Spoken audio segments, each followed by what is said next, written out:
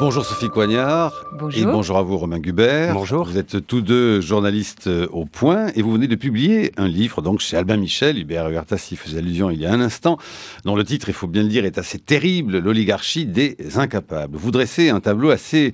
comment pourrait-on dire, pessimiste de notre classe dirigeante, avec des révélations concernant des intrigues, des jeux de pouvoir, des favoritismes dignes d'un roman de Balzac. Et en même temps, on découvre du coup un regard sur nos élites qui a beaucoup changé.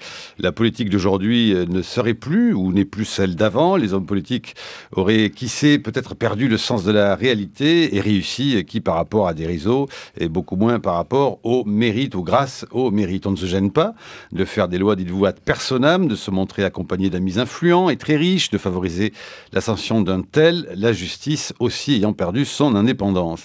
Alors, est-ce qu'une société sans élite peut vraiment exister? C'est les questions que nous vous poserons. L'État français est-il encore capable d'avoir ou de former des élites responsables? C'est à toutes ces questions-là qu'on va essayer de vous répondre, que vous allez essayer de nous répondre aujourd'hui.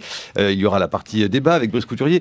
Un mot tout de même. Alors, dans des fameux réseaux sociaux bien connus, hier tout de même, Jean-François Copé a démenti ce que vous lui faites dire, Romain Gubert, Sophie Coignard, à savoir qu'il aurait dit que voilà, comment peut-on vouloir être travailler devenir député, puisqu'avec 5 000 euros, on n'aura que des minables. Il n'allait pas confirmer ce qu'il a dit à un de ses camarades parlementaires. Hein. C'était. Le camarade aussi dit, enfin je crois qu'il y a François Hollande. Il a choisi. Il n'a jamais entendu ça non plus. Il a choisi. Alors lui, non, il dément pas. Il a choisi l'amnésie. Il n'a pas de souvenir de cette conversation. C'est ce qui est une manière élégante de ne pas se mouiller, on va dire. Bon, mais est-ce qu'on est là quand même, cela dit, dans l'idée d'un propos, encore une fois, où on se met à débattre de ces questions-là, d'un propos off, qui reste un propos off. Après tout, on en dit beaucoup de bêtises les uns et les autres que quand on n'est pas forcément devant un micro, et même quand on est d'ailleurs devant un micro parfois, je le concède. Mais enfin voilà, est-ce qu'on n'est pas dans quelque chose qui fait beaucoup de bruit pour pas grand-chose, vu l'état de la crise en ce moment en France. La façon dont nous on présente tout ça, vraiment, c'est effectivement la force des réseaux sociaux et le pouvoir amplificateur des réseaux sociaux, parce que si on lit dans le livre la façon dont on raconte, c'est assez anodin finalement, c'est-à-dire la pensée de Copé nous a énormément choqués, hein, évidemment, mais le contexte, c'est un chapitre sur les politiques et l'argent. Bien sûr. Hein, d'autant que les 5 000 euros, beaucoup aimeraient les gagner. Pardon, Bien sûr. Non, c'est ce qui est fascinant, enfin, dans la reprise, etc. C'est la vitesse d'amplification et effectivement le fait que Copé lui-même ait été obligé de démentir comme si, c'était absolument. Alors que bon. Il y a plein de choses sur Jean-François Copé qui circulent, qui sont soit beaucoup plus embarrassantes. Et là, c'était effectivement, il savait tout de suite que cette phrase, et il s'est rendu compte que cette phrase était... Et parce qu'elle est symbolique, en Sophie fait, Coignard. du rapport... Pardon, elle est symbolique du rapport à l'argent, du nouveau rapport à l'argent des hommes politiques, de certains hommes politiques. Hein. Heureusement, il y a des exceptions, et elles sont nombreuses. Mais effectivement, les politiques, avec l'irruption de l'argent, en gros, dans l'élite, il y a une vingtaine d'années, se sont dit, pourquoi pas moi? Pourquoi je fréquenterais des gens qui sont riches? Enfin, on raconte les virées de certains politiques dans la villa de Bernard Arnault sur la Côte d'Azur, qui sont évidemment les yeux qui leur sortent de la tête, tellement tout ça est luxueux, etc. Et au bout d'un moment, effectivement, à fréquenter des patrons du CAC 40 qui gagnent énormément d'argent, qui sont souvent leurs camarades de promotion, etc., certains hommes politiques ont un peu perdu l'esprit par rapport à la réalité. Alors c'est tout le sens de votre livre, hein, c'est cela au fond quand même, hein, c'est que vous dites au fond qu'on est dans un système qui est censé nous gouverner, qui a perdu tout son sens, hein, et préféré l'argent aux valeurs de la République. Bon, mais ça ne date pas d'il y a 6 mois, ni même 5 ans. À quand vous faites remonter ce moment-là? Vous parlez du mot caste, hein, au fond. Oui, tout à fait. Alors, le mot est très fort. Oui, bien sûr, mais une caste, finalement, c'est un groupe social, enfin dans notre esprit au moins, c'est un groupe social qui s'est un peu détaché du reste de la société. Et c'est quand même à ça qu'on assiste avec l'élite française aujourd'hui. Alors il y a 20-25 ans, on pouvait dire que c'était une sorte de nomenclatura, c'est-à-dire qu'il y avait une reproduction sociale assez forte, il y avait un sens des privilèges, mais quand on regarde les privilèges de la nomenclatura d'il y a 25 ans, enfin c'est risible. Aujourd'hui, ce serait à peine un pourboire aux yeux d'un certain nombre d'oligarques. Qu'est-ce qui s'est passé? Évidemment, l'irruption de l'argent n'est pas innocente dans tout ça. C'est-à-dire qu'on a essayé de voir quand ça avait commencé, quand est-ce que ça commence. Et curieusement, il nous semble que ça a commencé sous la gauche, pour 2 ou 3 raisons. La première, qui est tout à fait paradoxale, c'est que les nationalisations ont donné de l'argent liquide à un certain nombre de grandes familles, ce qu'on aurait appelé les 200 familles dans l'entre-deux-guerres. Et ces gens avaient du capital immobilisé, ils se retrouvaient avec des indemnités financières importantes. Tout ça a coïncidé avec le moment où l'économie se dérégulait de manière mondiale, et la gauche, qui avait creusé quelques déficits, avait besoin d'un financement assez fluide de l'économie.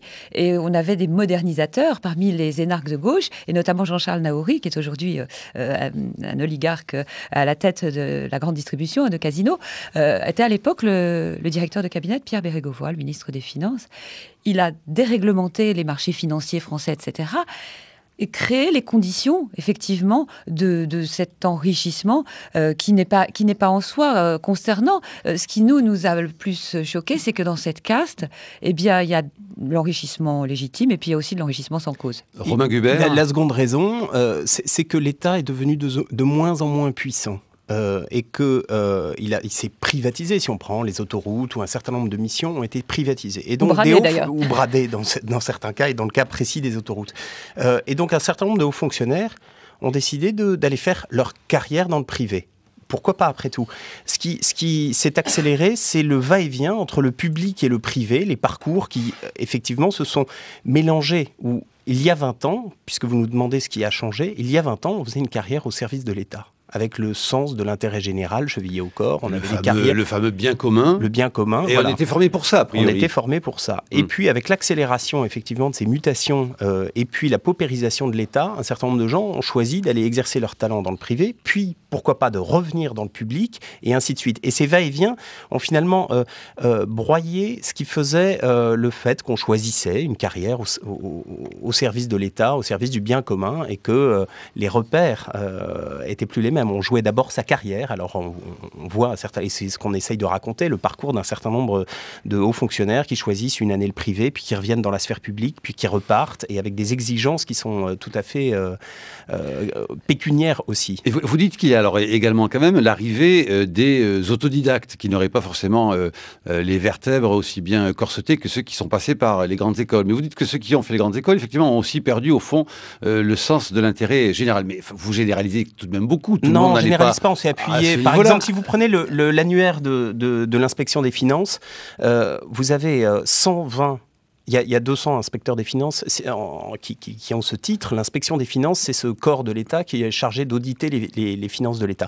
Qui a souvent été mis sur la sellette par le pouvoir politique. Il y a 20 ans, c'était une exception, ceux qui choisissaient d'aller exercer leur talent dans le privé. Aujourd'hui, sur 200 membres de ce corps, il y en a 120 qui exercent actuellement leur talent dans le privé. Et ça, c'est pas des généralités. On a décortiqué l'annuaire de l'inspection pour voir où étaient les jeunes et les moins jeunes de l'inspection des finances. Sophie Coignard ?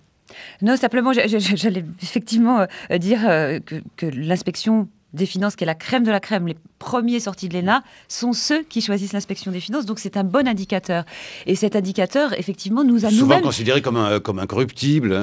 Les rapports d'inspection des finances sont... Bien sûr, quand Éric Woerth, par exemple, a été mis en cause dans l'affaire Bettencourt, c'est l'inspection des finances qui a été chargée de décortiquer la manière dont il s'était conduit. Donc effectivement, ils ont un rôle, je dirais presque d'arbitre et de contrôleur au sein de l'État. Donc ça nous a beaucoup frappé parce qu'on avait cette intuition, mais le pourcentage, la proportion nous a nous-mêmes étonnés. Et pour prendre un exemple, l'actuel directeur de cabinet de Valérie Pécresse, ministre du Budget, est un jeune inspecteur des finances qui n'a même pas eu le temps de finir ce qu'on appelle sa tournée de l'inspection. C'est-à-dire quand vous êtes jeune inspecteur, comme énarque, vous avez déjà été payé par l'État, par la collectivité pour faire vos études, et c'est très bien, puisque vous destinez à servir l'intérêt général.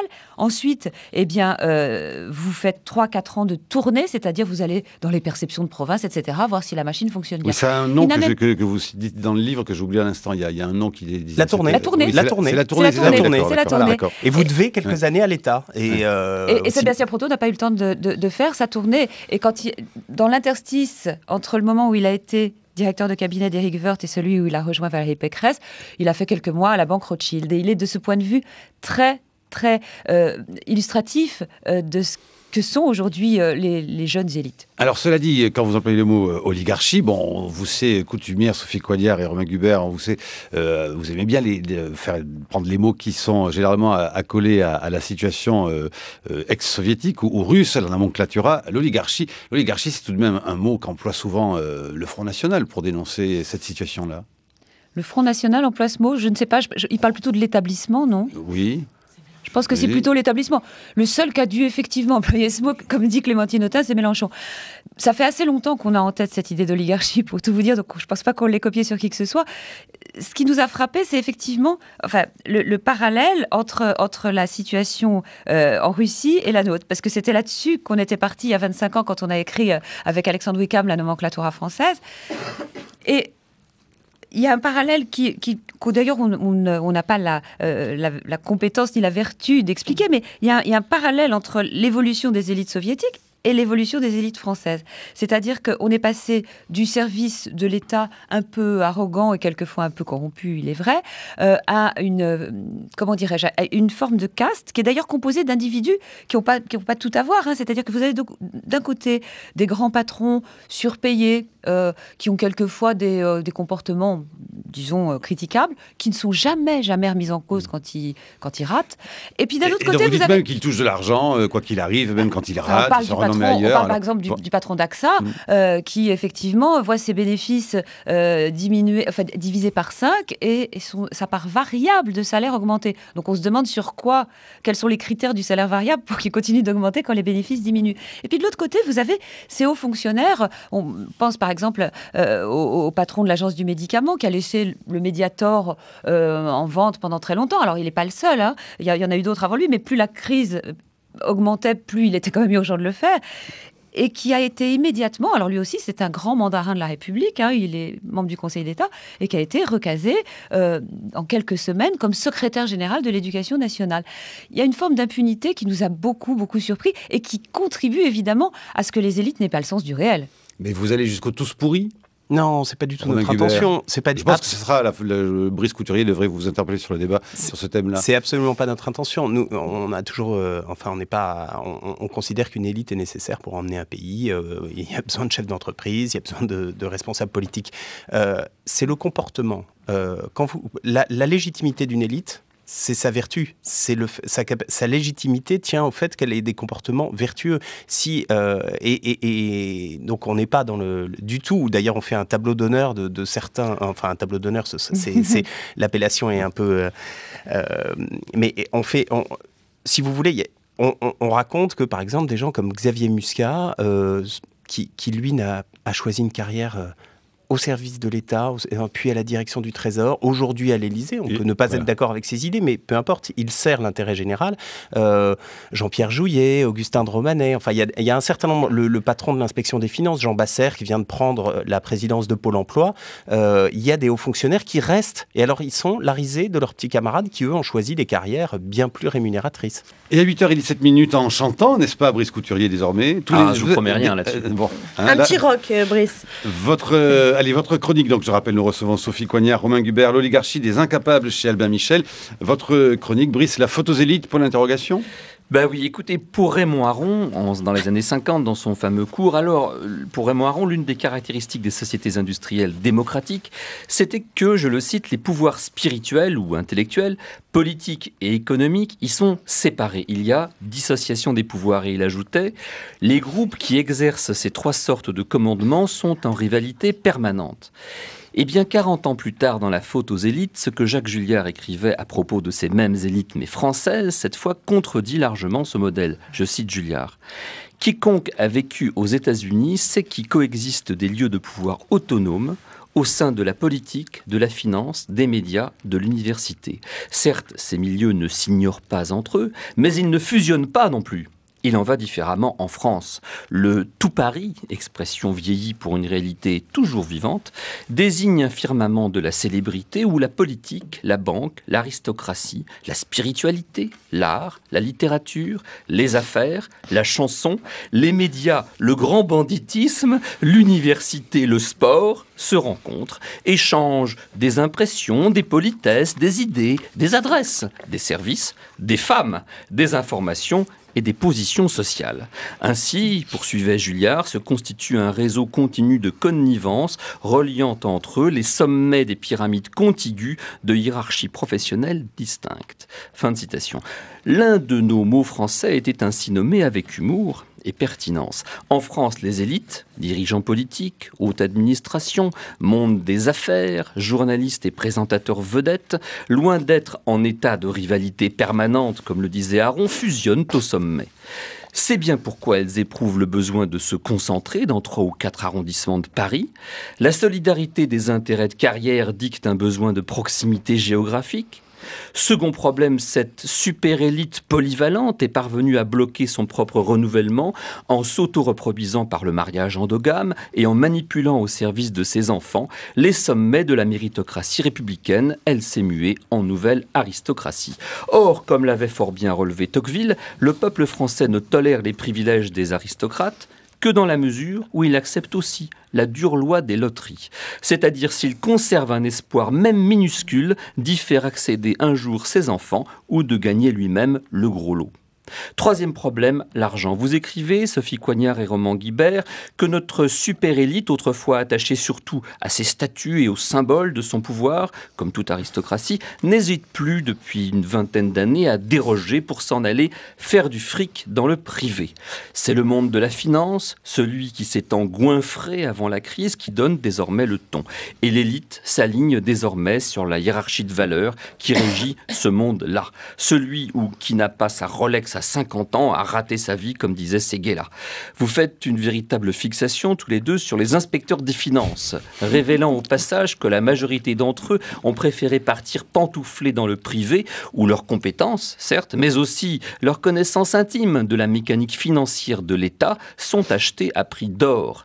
J'ai gardé pour la conclusion le 4e problème posé par notre élite française, parce que c'est le plus urgent. Cette super-élite qui tient tout devait nécessairement être tenu pour responsable de tout. Il est donc parfaitement légitime que la société lui impute l'échec français. Or, cet échec, chômage de masse structurel, manque de compétitivité, faiblesse de l'innovation, État en quasi-faillite, défiance mutuelle et réformes impossibles, est désormais patent. De temps à autre éclate un coup de semonce, c'est la présence incongrue de Le Pen au 2e tour de la présidentielle de 2002, c'est la victoire du non au référendum de 2005 quand toute l'élite votait oui.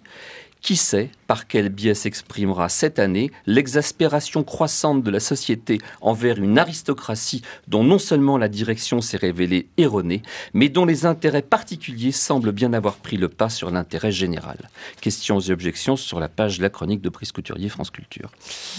Questions et objections. Sophie Coignard, Romain Gubert, la chronique de Brice, commentaire. J'ai qu'une seule chose à demander à Brice Couturier, c'est pourquoi goinfrer avant la crise ? Parce que, comme vous le dites vous-même, autrefois, les élites françaises étaient plutôt situées dans l'appareil d'État. C'était une haute administration correctement payée, mais qui était loin de s'aligner sur les salaires des banquiers. Ce qui s'est passé depuis 20 ans, comme vous le montrez dans votre livre, mais c'est un livre qui s'inscrit dans un contexte, il y en a eu pas mal d'autres qui disaient la même chose, c'est qu'effectivement, désormais, cette énarchie qui préférait les privilèges statutaires et la tranquillité de la carrière, aujourd'hui, va prendre des risques dans le privé, puis revient si ça ne marche pas dans le public. Non, mais avant la crise laissait supposer qu'il s'était assagi depuis la crise. Ah, sûrement pas. C'était le sens de ma question, pardon. Romain Gubert. Non, moi je trouve que, effectivement, ce qui est frappant, c'est de voir ce que dit Jacques Julliard aussi, et que vous avez relevé, et qui est formidablement juste. C'est-à-dire que les pointes... on a rencontré pour les besoins de notre enquête Édouard Balladur, par exemple. On est allé le voir, et puis on lui présente le sujet. Il nous dit... mais un grand ponte, chirurgien, et lui aussi fait partie de l'élite. Un grand professeur de l'université fait aussi partie de l'élite. Le problème, ce sont les abus de pouvoir, et on en voit de plus en plus, dit-il. C'est ça c'est ça, en fait, le problème. C'est que, bien sûr, il reste une élite intellectuelle, bien sûr, il reste une élite culturelle, bien sûr... Le problème, c'est que la mixité, le rapprochement de différents corps qui n'avaient pas vocation à se rencontrer. Ça s'est passé aussi aux États-Unis dans les années 60. Voilà, souvenez-vous quand... Vous citez le sociologue Charles Mills qui, dans les années 60, dénonçait la confusion des genres aux États-Unis. Mais bien sûr, parce qu'aux États-Unis, on l'a déjà vu. C'est-à-dire quand l'élite militaire, l'élite économique et l'élite politique se mettent à se fusionner, alors il n'y a plus de contre-pouvoir. Parce que tout le monde se tient et tout le monde devient... Complexe militaro-industriel. Absolument. Et qui avait été dénoncé par... Et aujourd'hui, les militaires ont été remplacés par, disons, les consultants en communication, le grand monde des médias, qui est vraisemblablement un des sommets du triangle. Mais effectivement, tout ça donne prise à un mélange des genres qu'on rencontre absolument partout. Autrement dit, ce qui nous a vraiment surpris, bien qu'on était parti d'une hypothèse qui était un peu celle-là, mais quand même on a été dépassé par ce qu'on a découvert dans notre enquête, c'est l'aspect privatisation de l'intérêt public. On raconte quand même dans notre livre comment un patron d'une grande boîte de BTP tord le bras à Chirac pour se faire attribuer une autoroute. On raconte comment se passent les petites tractations à Bercy pour... Ça peut même parfois être violent d'ailleurs. Hein, bien sûr. Causer blessures. Bien sûr. Bien sûr. Et effectivement, on a aussi constaté que les patrons, en gros, du CAC 40, et en tout cas certains d'entre eux, font voter des lois sur mesure. On en a un exemple quand même assez nouveau, avec le Premier Cercle, qui est cette association qui a financé en 2007 la campagne de Nicolas Sarkozy. Et on voit bien que quand on s'est amusé, on a eu la liste du Premier Cercle, ce qui a été une première façon de pouvoir méthodologiquement voir qui ils étaient. Quand on a regardé qui ils étaient, on a essayé de voir si effectivement les lois qui avaient été votées étaient de nature à satisfaire les groupes sociaux qui étaient représentés dans le Premier Cercle. Et dans notre livre, la réponse est claire, oui. Et ça n'est pas comme le dit le président de la République, simplement faire une campagne à l'américaine. Parce qu'il n'y a pas en France la transparence nécessaire pour faire ce genre de choses. La liste du Premier Cercle est secrète. Nous, on l'a eue, on ne voudra pas comment, mais elle n'est pas publique. Et c'est là le grand défaut français. Le grand défaut français, c'est qu'il y a cette opacité qui tient la main de cette arrogance, qui tient la main de cette cupidité pour aller vite, et le tout est couronné. Et qui parfois, du coup, attendez, même peut faire quoi ? Peut faire soupçonner plus que ce qu'il n'y aurait en réalité, à cause même de l'opacité ? Bien sûr. Évidemment, l'opacité comment dirais-je, peut engendrer tous les soupçons du monde. Et effectivement, quand on enquête sur la manière dont les élites essayent de se protéger, on s'aperçoit qu'en plus, l'impunité a quand même fait des progrès en 20 ans, ce qui n'est pas une bonne nouvelle. Et Clémentine Autain. Oui, pour une part, il y a quelque chose qui est quand même structurellement établi, si j'ose dire. C'est cette solidarité de classe qui n'est pas totalement neuve, même si dans les éléments de nouveauté, enfin, le président des riches, par exemple, le bouquin des Pinson-Charlot, montre ça. C'est-à-dire un réseau très fort, soudé, qui fait qu'en haut, il y a cette idée qu'on est solidaire parce qu'on appartient aux classes qui partagent un intérêt convergent. Ça, c'est, je dirais, la dimension historique classique. Et ce que vous dites, notamment depuis tout à l'heure, c'est qu'il y a l'arrivée de l'argent qui donc a modifié la manière dont cette solidarité s'organise. Est-ce qu'il n'y a pas un autre élément qui viendrait de cette, de ce qu'on appelle classiquement la perte des idéologies, c'est-à-dire au fond le manque de projets communs, de se projeter vers un avenir commun qui aurait du sens et dont les élites seraient elles-mêmes porteuses, c'est-à-dire garantes. Et le fait qu'il y ait plus de possibilité de se projeter dans cet avenir commun par manque de conflictualité politique et parce que il y a une perte de ce point de vue-là. Est-ce qu'au fond, chacun se dit pas, puisqu'il n'y a pas d'intérêt commun à faire valoir, je vais servir mon propre intérêt. Et c'est ça qui a du sens et non pas le sens commun. Sophie Coignard. Moi, je crois que vous avez... je partage complètement votre point de vue. Et évidemment, je pense que la manière dont la France est gérée est complètement le reflet de cela, c'est-à-dire en gros le fait que il suffit de durer.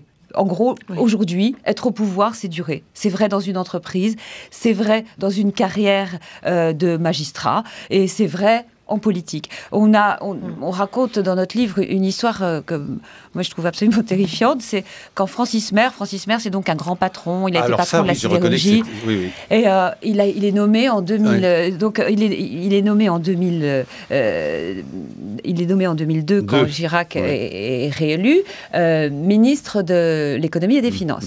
Il n'a pas d'expérience politique du tout, c'est un type assez pète sec et incroyablement pétri des valeurs de l'État, polytechnicien, membre du corps des mines, etc. On vient le voir. Évidemment, là, les inspecteurs des finances qui ont encore le sens de l'intérêt général à Bercy se disent on est tombé sur un type qu'on peut peut-être convaincre. Oui, il a l'air assez suffisamment pète sec pour qu'on lui fasse confiance finalement. Absolument, absolument. Et ils ont une bonne idée, c'est-à-dire qu'ils lui présentent tout un tas de tableaux qui montrent que en matière de dette, la France va dans le mur. C'était il y a 10 ans. Romain a raison, c'était il y a presque 10 ans. Et voilà, que se passe-t-il ? Francis Mer découvre, il est épouvanté. Il se dit, voilà un sujet qui mérite que j'aille voir le président, que je lui demande audience. Et donc, il obtient une audience du président de la République. Il arrive à l'Élysée. Il a fait ses petits croquis. Enfin, il est incroyablement consciencieux. Et il arrive un peu solennel pour expliquer au président qu'il faut qu'il lui explique un problème grave. Quand Jacques Chirac comprend de quoi il retourne, il commence à s'agacer, à trouver le temps long, et au bout d'un moment exaspéré, il dit à Francis Mer, « Écoutez, Mer, ça fait 30 ans qu'on se débrouille comme ça, on peut peut-être continuer encore un peu. » Et je trouve que cette phrase, en même temps, bon, évidemment, elle est terrible pour Chirac, mais elle est terrible au-delà de Chirac, parce qu'elle décrit quand même une manière de durer, et durer pour quoi faire. Et c'est cette espèce de vanité qui pose problème, comme vous le disiez. Il y a aussi la mutation de la responsabilité du chef d'entreprise. Il y a 20 ans, le chef d'entreprise avait une mission qui était stratégiquement de développer des entreprises, de créer de la richesse, à tout point de vue, c'est-à-dire aussi bien de l'emploi que de prendre des marchés, etc. Il s'est passé une mutation dans le capitalisme qui est que les chefs d'entreprise n'ont de compte à rendre qu'à leurs actionnaires. Et les actionnaires sont devenus de plus en plus gourmands, c'est-à-dire qu'ils demandent un retour sur investissement. Et la mutation uniquement dans le monde économique a fait que vous n'avez plus aujourd'hui, à part quelques exceptions, on cite Louis Gallois, mais il y a quelques rares exemples de chefs d'entreprise qui disent « Non, moi, ma richesse, c'est pas la création de valeur pour l'actionnaire. J'ai d'autres paramètres qui peuvent être l'emploi, qui peuvent être la stratégie de long terme, qui peuvent être autre chose que de rapporter 10% par an sur l'investissement qui a été fait. » Et ça a créé chez des gens qui sont pourtant habitués à générer à gérer une entreprise et donc qui ont une habitude de l'argent et qui ont fait ce choix d'être entrepreneurs, un complet bouleversement des valeurs. Couturier. Vous vous souvenez sûrement de l'étrange essai d'Alain Minck, Le crépuscule des petits dieux. C'était il n'y a pas longtemps, c'était en 2006. Et c'était très étonnant parce qu'on avait là affaire à la confession, si j'ose dire, d'un homme qui fait partie de toutes les élites françaises, puisqu'il est inspecteur des finances, il est essayiste à succès, il est conseiller des grands patrons, conseiller des grands hommes politiques, et qui mettait en garde son milieu, donc, contre le divorce croissant entre la France d'en bas et la France d'en haut. Et il écrivait « L'éthique protestante du capitalisme a disparu et l'ancien esprit fait d'épargne, d'investissement, de discrétion a fait place à une espèce d'étalage des richesses.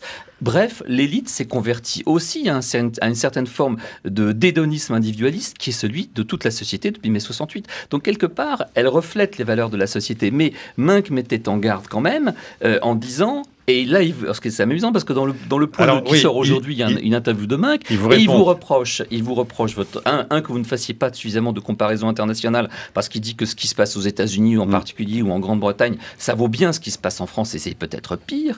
Et par ailleurs, il vous reproche votre naïveté, et c'est un des thèmes qu'il traitait dans son fameux bouquin, cette lettre ouverte à son milieu là, c'est que l'exigence de transparence des médias peut devenir quelque part suicidaire. D'où ma question, j'y arrive. D'où ma question, c'est publier un tel livre à 3 mois des élections présidentielles, ça fait le jeu de qui ? Vous voyez le sens de ma question. Alors effectivement, mais je suis un peu habituée à cette question parce qu'on m'avait posé la même quand j'avais publié l'Omerta française il y a une dizaine d'années. Et ma conviction, c'est que ceux qui font le jeu de qui ? Ce sont les oligarques. C'est quand même la première réponse. Et je crois toujours qu'on a plus intérêt à dire qu'à ne pas dire.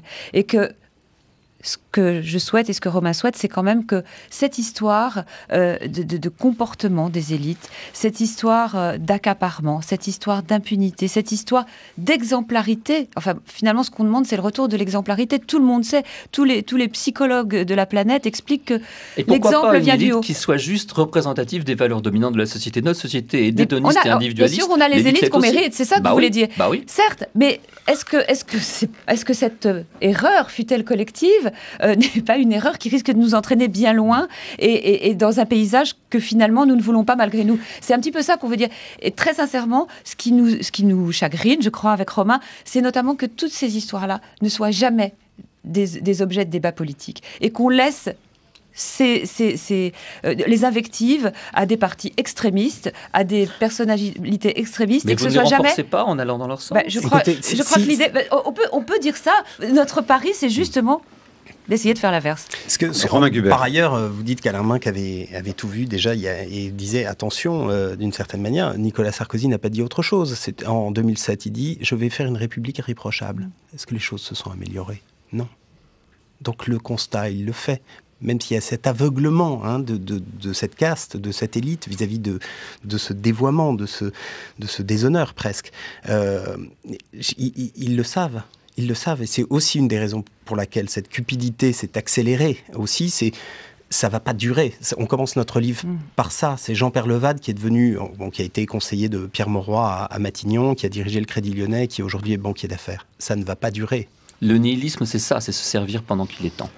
Alors oui, je cite quand même donc Alain Minc dans Le Point journal auquel vous travaillez, Sophie Coignard, Romain Gubert, qui donc donne la parole aussi à Minc, qui dit effectivement, en fait, les analyses de nos deux sympathiques auteurs sont empreintes d'un rousseauisme primaire qui leur fait considérer les individus comme des atomes isolés et identiques. Ça leur passera avec l'âge. Oui, j'aime beaucoup cette condescendance, je la trouve très touchante d'abord. Et puis, deuxièmement, je voudrais quand même... Il y a quelque chose qui m'étonne quand même dans le propos de Minc en termes de logique. C'est qu'il nous traite de rousseauistes primaires. Bon, finalement, il y a des insultes pires. Oui, absolument. C'est pas trop grave. Mais surtout, moi, je trouve que c'est lui qui est naïf. C'est-à-dire que lui considère que finalement, les élites sont ontologiquement vertueuses. Et que donc, on a vraiment tort de vouloir un système qui soit, qui oblige les élites. Et ça, c'est, de mon point de vue, une sorte de rousseauisme primaire limité à l'oligarchie. En 2000, la lutte contre la corruption a été intégrée au droit français. Combien d'affaires ont été traitées en France depuis ? Je ne me souviens plus, on le dit dans le livre, mais j'ai plus le chiffre en tête. Vous dites, je crois que c'était 2, en vérité.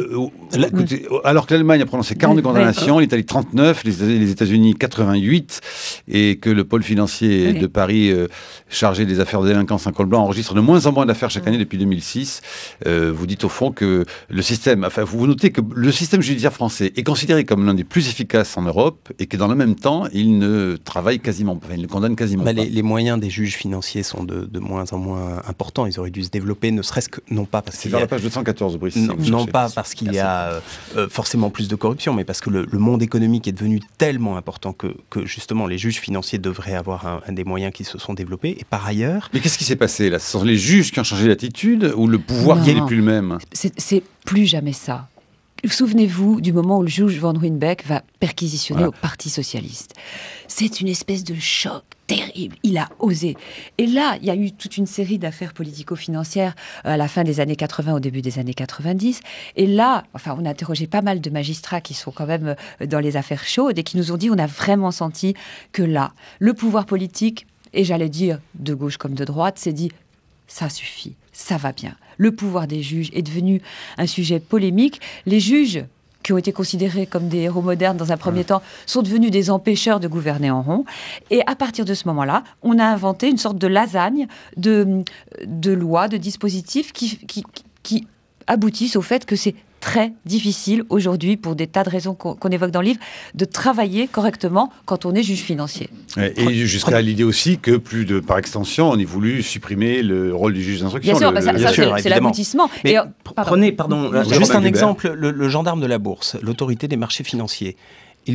Jean-Pierre Jouyet, qui essaye d'animer son pôle d'enquêteur, raconte tout à fait publiquement qu'il ne peut pas enquêter sur ce qu'on appelle les boîtes noires. C'est-à-dire que l'essentiel des transactions financières, il ne peut pas voir ce qui se passe. Donc ça veut dire si on ne parle même pas de corruption, mais de délits d'initiés ou de conflits financiers, de délits financiers, il ne peut pas voir. Le gendarme, c'est un petit peu comme si vous aviez un gendarme au bord d'un chemin de campagne et que sur l'autoroute, il laisse passer. Il peut pas, de toute façon, son radar ne regarde même pas ce qui se passe puisqu'il n'a aucune visibilité. Il ne peut pas savoir ce qui se passe. Vous dites d'ailleurs dans le livre que Jean-Pierre Jouyet et sa femme ont évité un piège qui était extrêmement grossier a priori. Oui, en fait, ce qui s'est passé, donc Jean-Pierre Jouyet, président de l'autorité des marchés financiers, le gendarme de la Bourse, a une compagne et une femme qui est chef d'entreprise, qui est présente, qui a créé une très belle entreprise et qui milite depuis longtemps pour augmenter la place des femmes dans les conseils d'administration. La France est un des pays où les conseils d'administration des entreprises sont les plus machistes. On peut la citer. Oui, bien Brigitte Tettinger, bien sûr. Et donc, qui a réussi très bien dans son entreprise. Elle a créé une entreprise de luxe. Et comme un certain nombre de femmes, elle s'est vue sollicitée pour entrer dans un conseil d'administration, parce que la dernière mode, c'est de féminiser, pour éviter que le reproche de machisme soit fait. Très bien, elle a compris son combat pour la place des femmes dans les conseils d'administration, c'est d'y aller, alors qu'elle n'a pas besoin de ça, elle ne recherche absolument pas les honneurs, elle a très bien réussi, et d'y aller et puis de montrer ce qu'une femme peut apporter dans les conseils d'administration en espérant que ça fasse évoluer le système. Donc une stratégie d'entrisme. Sauf que on lui a fait des avances pour une entreprise qui s'appelle Altran et qui avait un gigantesque conflit entre ses actionnaires et ses managers que devait arbitrer l'autorité des marchés financiers, donc son mari. Ouais. Donc elle s'est tenue à l'écart, d'ailleurs de façon très habile. Oui, en prétextant un emploi du temps chargé. Voilà. Mais ce qu'on voulait montrer, donc il y en a quand même quelques-uns qui restent vertueux et exemplaires. C'est pour ça qu'on n'est pas sur la thèse du tous pourris, ce serait ridicule. On montre justement qu'il y a aussi quelques combattants, des gens qui y croient, des gens qui ont encore une colonne vertébrale.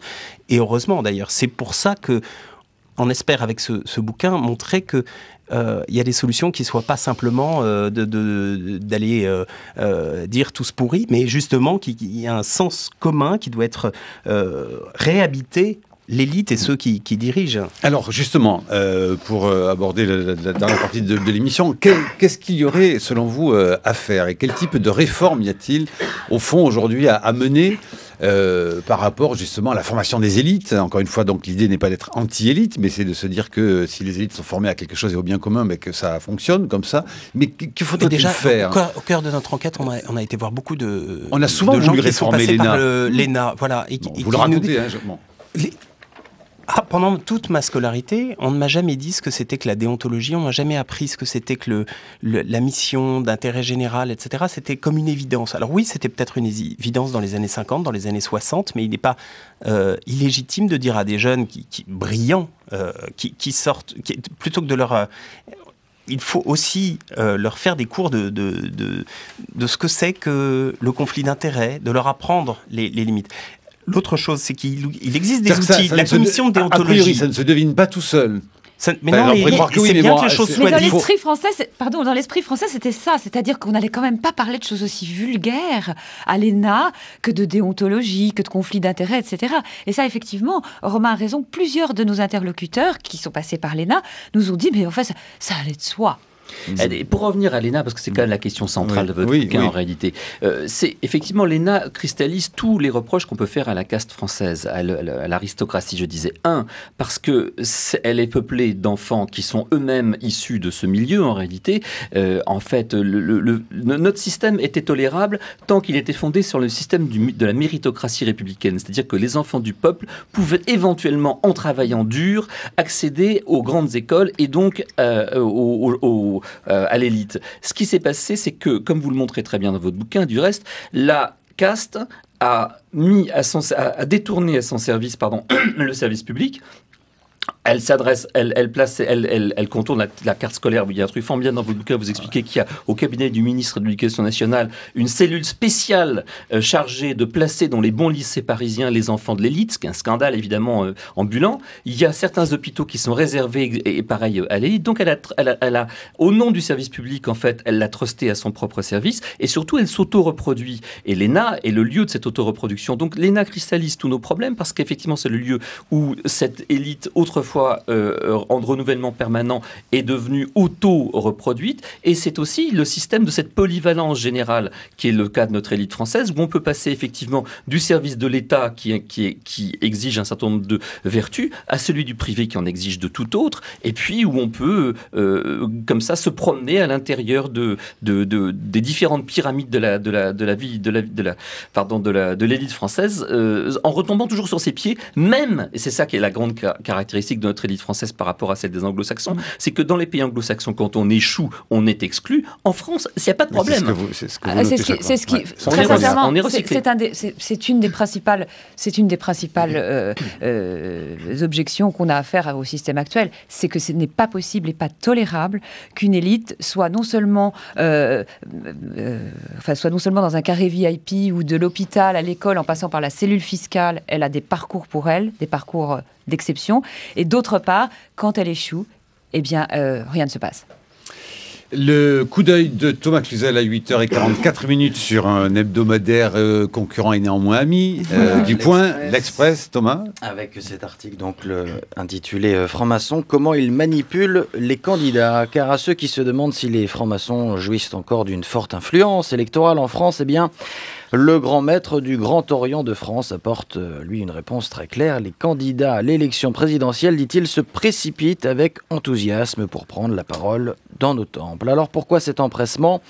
Tout simplement pour atteindre les plus de 160 000 frères et sœurs regroupés dans des dizaines d'obédiences, mais surtout parce que chaque initié constitue une petite tête de réseau. Alors bien sûr, un discours bien accueilli dans la nappe phréatique maçonnique ne suffit pas à gagner la course à l'Élysée. En revanche, ceux qui méprisent l'opinion des fils de la lumière ont toutes les chances de partir avec un lourd handicap. Lionel Jospin en 2002 et Ségolène Royal en 2007 l'ont payé au prix fort, et la présidentielle donc de 2012 ne fera pas exception. Les francs-maçons veulent y jouer un rôle et les candidats cherchent à les séduire. Et l'article de détailler donc qui, dans l'entourage des prétendants à l'Élysée, appartient à une obédience maçonnique, et en particulier l'hebdomadaire donc nous apprend que la candidate du Front National, Marine Le Pen, est parvenue à recruter 2 francs-maçons pour son équipe de campagne, une véritable bravade qui déclenche un tollé dans les loges. Marine Le Pen a convaincu donc 2 avocats francs-maçons de lui prêter main forte pour sa campagne, Gilbert Collard et Valérie Ledouguet.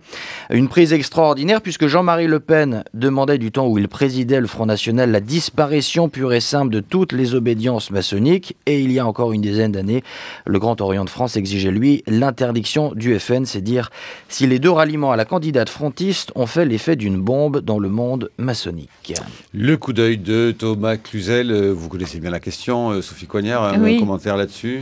Mais effectivement, c'est une vraie nouveauté, c'est-à-dire que le Grand Orient a interdit pendant des années, depuis l'arrivée du Front National, l'éruption du Front National sur la scène politique, a interdit à ses membres d'être en même temps membres du Front National ou même sympathisants. Donc effectivement, le problème, il est dans les 2 sens. C'est très bizarre que le Front National se conduise ainsi, et ça pose un vrai problème au Grand Orient que certains de ses membres soient effectivement... on a pu dire ça dans la presse que la base, il y a une grande partie de la base du Front National qui regimbe beaucoup à cette nouvelle. Oui, parce qu'effectivement, l'anti-maçonnisme d'extrême droite est une vieille tradition française. Sophie Coignard et Romain Gubert, l'oligarchie des incapables, c'est publié chez Albin Michel. Quelles sont les réactions de ceux que vous mettez en cause dans le livre pour l'instant ? J'imagine que le livre a été lu, peigné 12 fois par 12 000 avocats divers et variés. On va dire que ces gens ne sont pas habitués à ce qu'on vienne les chatouiller, et donc voilà, on ne va pas se faire que des amis, mais je pense que on a suffisamment bien travaillé. Voilà. Sur la méthode, comment cela dit, vous y prenez, vous remerciez beaucoup de gens à la fin du livre, et vous en remercie aussi beaucoup, que vous ne pouvez pas citer, sinon vous les mettez dans l'embarras. Et ça veut dire que c'est quand même très compliqué. Voilà, vous allez avoir des redressements fiscaux, et nous aussi d'ailleurs par la même occasion. Comment ça se passe? J'espère qu'on va pas vous entraîner dans cette galère. Non, mais c'est pas. Non, mais est-ce que disons les choses, est-ce que c'est compliqué ou pas d'ailleurs? Non, franchement, c'est moyennement compliqué. C'est du travail, et c'est aussi, je crois, le fait qu'on fasse ce métier depuis longtemps. On a des informateurs, des sources qui sont des gens qui nous font confiance, qu'on n'a jamais trahis et qui pensent qu'on n'a jamais trop raconté de bêtises. Donc ça nous a beaucoup aidé. Et donc c'est vrai que sans nos interlocuteurs, on n'aurait jamais pu écrire ça, il ne faut jamais l'oublier. Et vous avez, comme on le dit souvent, un petit matelas au cas où, avec quoi les preuves, les feuilles qui prouvent que ceci, cela. Romain Gubert, vous avez... On a évidemment pas mal de choses, mais voilà, on ne va pas forcément tout raconter comme ça. Comme demandent les avocats en général, on a du matériel. Voilà, c'est ça, c'est le fameux matériel. Romain Gubert, Sophie Coignard, l'oligarchie des incapables, c'est chez Albin Michel.